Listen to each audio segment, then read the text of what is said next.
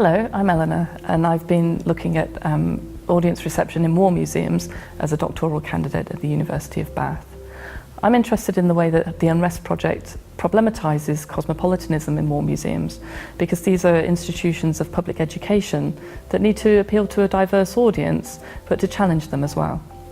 So can you tell us a little bit about the Historial de la Grande Guerre and its innovative approach? It was the first museum to be established at the Somme dedicated to the First World War.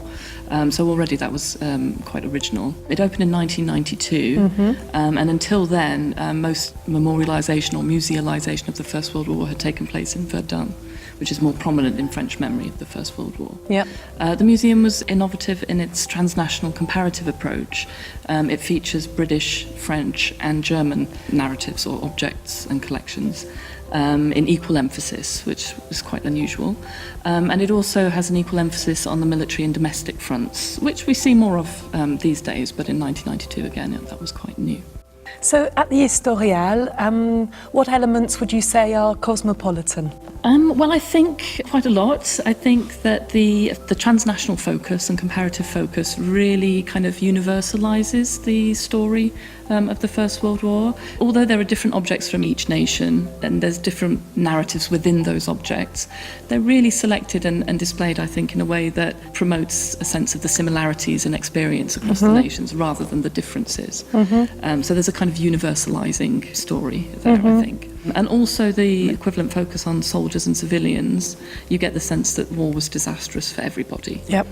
No ordinary people anyway sort of profited from the war. And also the way that the soldiers are displayed, or the way that uniforms are displayed, and the objects in general of the trench warfare are displayed.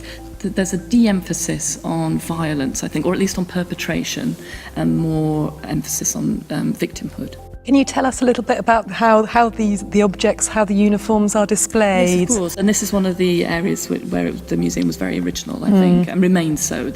In most of the rooms at the museum, they're quite large and they're flooded with natural light. So to begin with, it doesn't feel so much like a war museum. It's almost like an art museum environment. And then around the edge of each room, there are traditional glass showcases where the domestic front objects are displayed. But in the middle of each room, there are these dug-out sort of pits that are actually in the floor of the museum. So it's a big open space with these pits around the room. And inside them are the objects from the trenches, so including uniforms, which are displayed as if a man was inside them. And they're displayed alongside all of the objects that a soldier would have carried at the time. So they're, as I say, displayed in the floor and horizontally. That's very unusual. Which is very unusual. We're used to seeing them in a kind of martial position, standing at attention.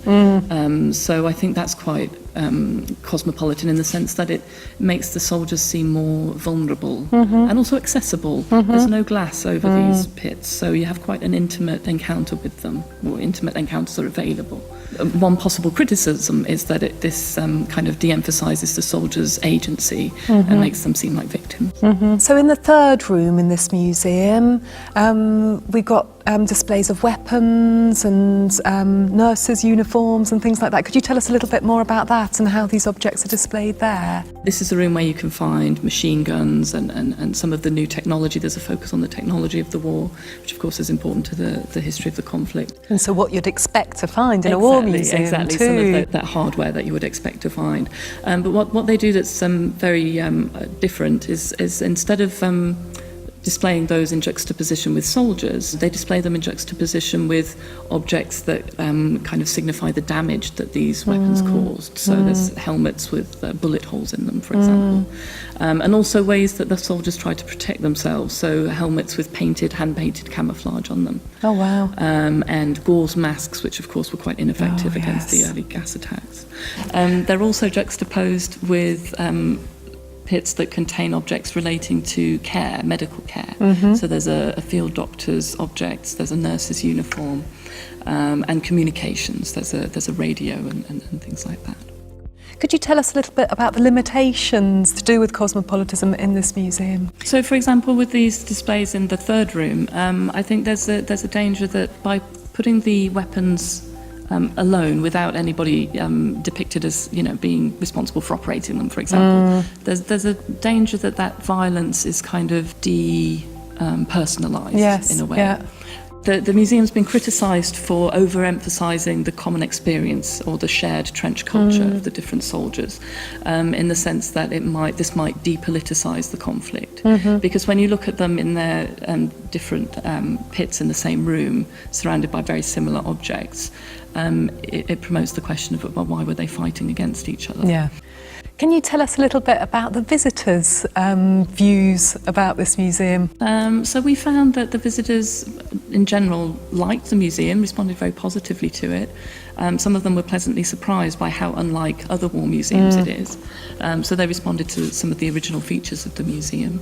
And we did find that they mostly endorsed the Cosmopolitan approach, but it really resonated with them, I think. There was a lot of talk about the kind of the futility of the conflict, and a sense of shared victimhood across the different armies.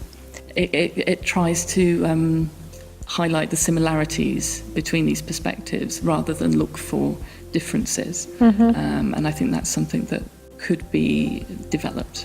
The Historial offers the French, the German and the British perspective on the First World War, and it takes a multilingual approach.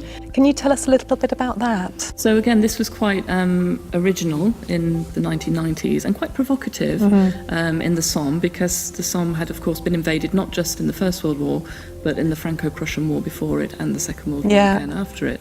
And the museum displays its labels all in German, French and English in that order.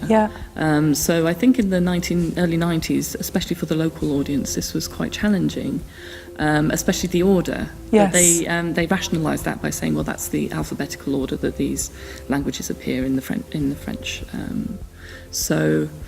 More recently, there's been an introduction of some Dutch, because they receive a lot of visitors from Belgium, I think mostly, but also the Netherlands. But that's less consistently included. But the three main languages are all there for everything.